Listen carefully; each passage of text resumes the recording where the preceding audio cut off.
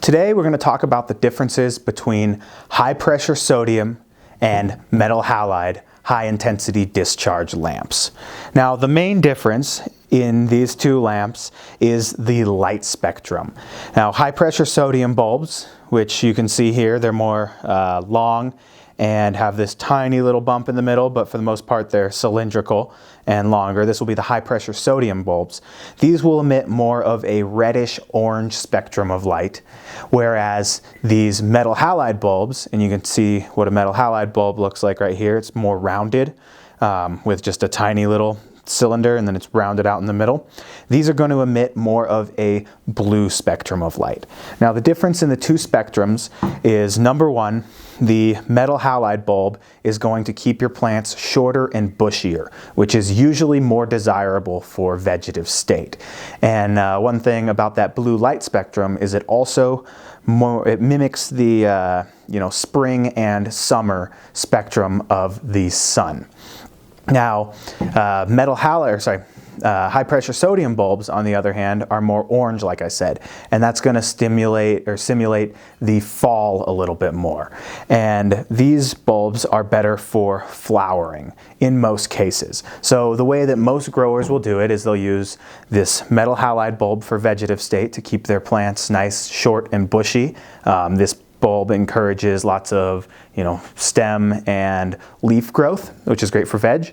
And the high pressure sodium bulb is better for flowering, and that's going to let the plant stretch a little bit and also focus on flower development. And that's just the way the light spectrums work. If you can only afford one bulb and you only want to use one type of bulb all the way through, then I would recommend using this high pressure sodium bulb right here.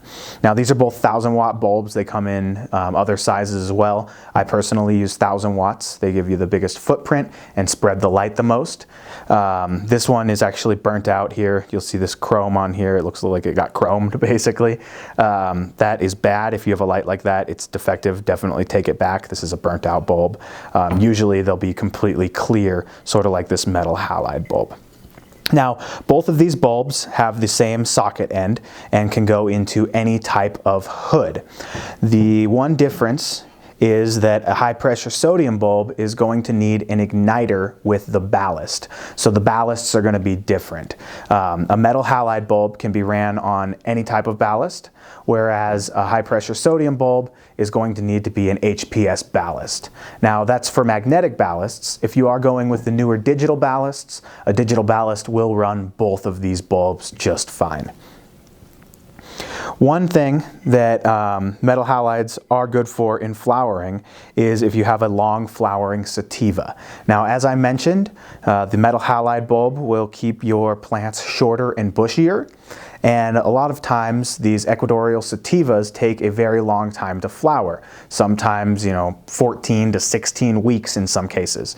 And in that case, if you have a restrictive ceiling height, you might want to throw it under a metal halide bulb, which is going to keep it shorter and kind of keep the stretching down throughout the life cycle of the plant.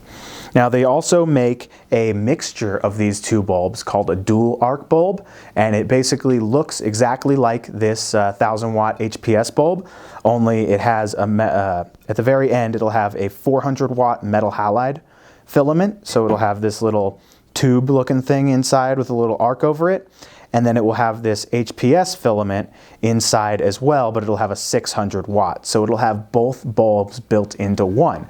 Now those are not too bad. I've used them before in flowering, but honestly, I've gotten better results under just the HPS bulb. So if you can, try and flower under these HPS bulbs.